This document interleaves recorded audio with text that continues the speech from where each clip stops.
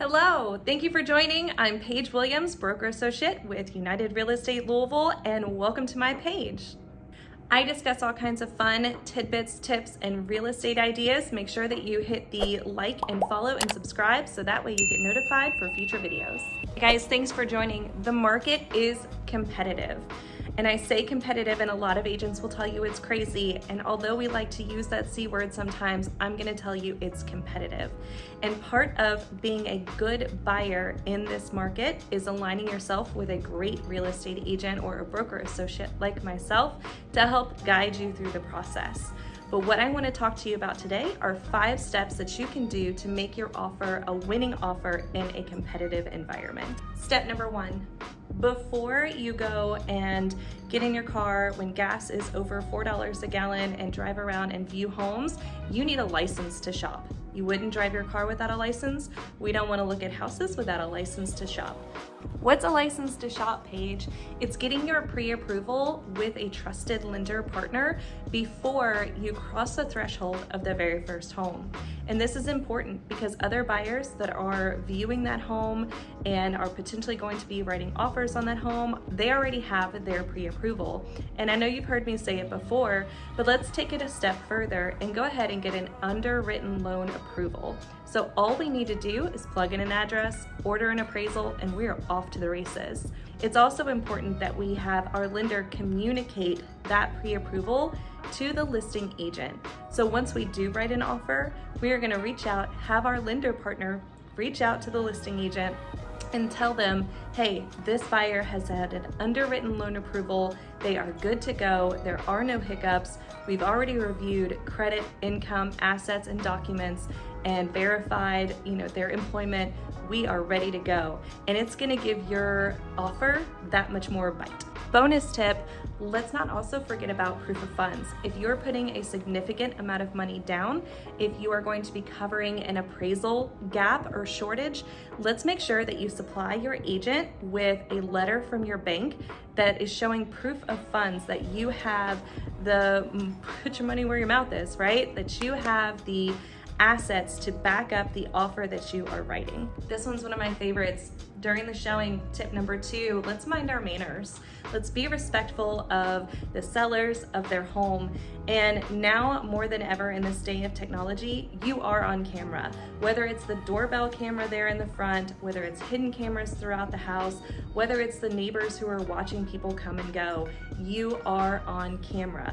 And now is not the time to be picking apart their home as you're walking through it. Let's save those discussions after we leave, because you may inadvertently say something to offend a seller, and although your offer may be wonderful, they're gonna remember you as the person that tracked mud in their house, that said something bad about their cat, that made fun of their furniture, and that could hurt your offer.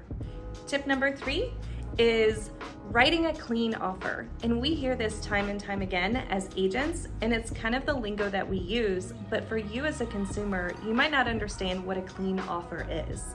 A clean offer is one with as few contingencies as possible, that is very clear and well written, and doesn't leave any doubt in the seller's mind what we're trying to accomplish.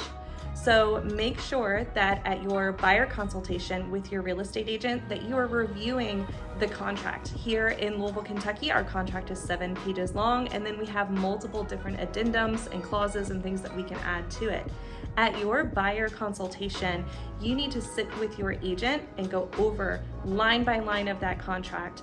Know what you're getting ready to offer, know where it's going to go, know what it looks like, what the potential downfalls could be if something goes a little sideways. The time of that to be done is at your buyer consult. This is just very important. It's not something that you need to take lightly. It's not something you should be reviewing from your phone screen when you're trying to write an offer. This is a legally binding contract, and in Louisville, Kentucky, our contracts are 7 pages, and then we have countless addendums that go with it.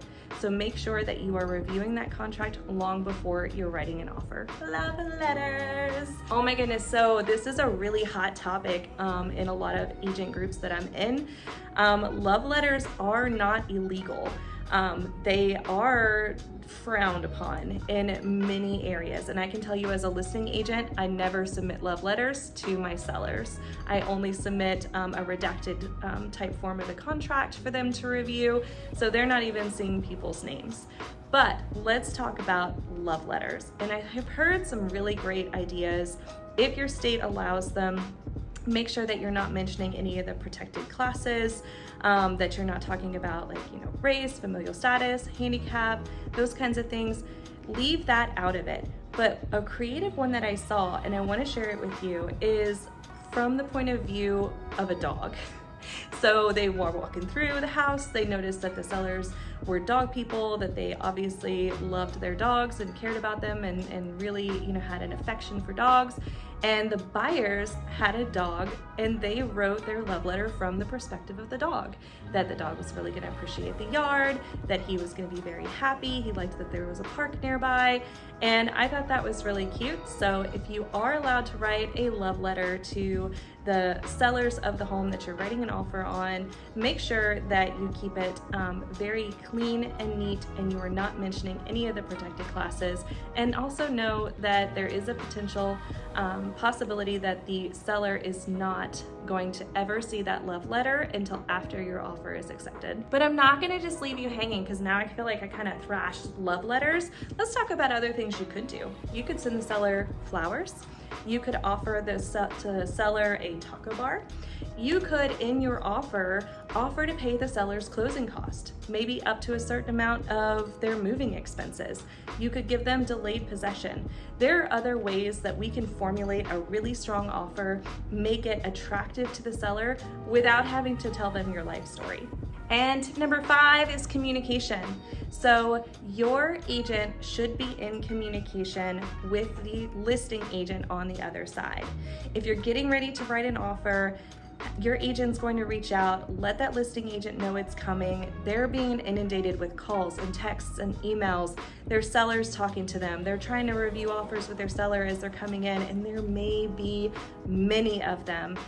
We don't want to set an expectation with a listing agent that we're going to send an offer over and then flake, right? We don't want to shoot them a text and say, hey, I've got this offer. This is about where we're going to be.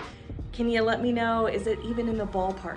Should we do a little better? Should we do a little worse? Maybe that listing agent's gonna share it with us, but it can't be done without communication. So don't leave your real estate agent hanging. Make sure you're communicating with them and that they are communicating with the listing agent on the other side, not only before the offer is sent, after the offer is sent, that it was received. Sometimes they go to our junk boxes, right?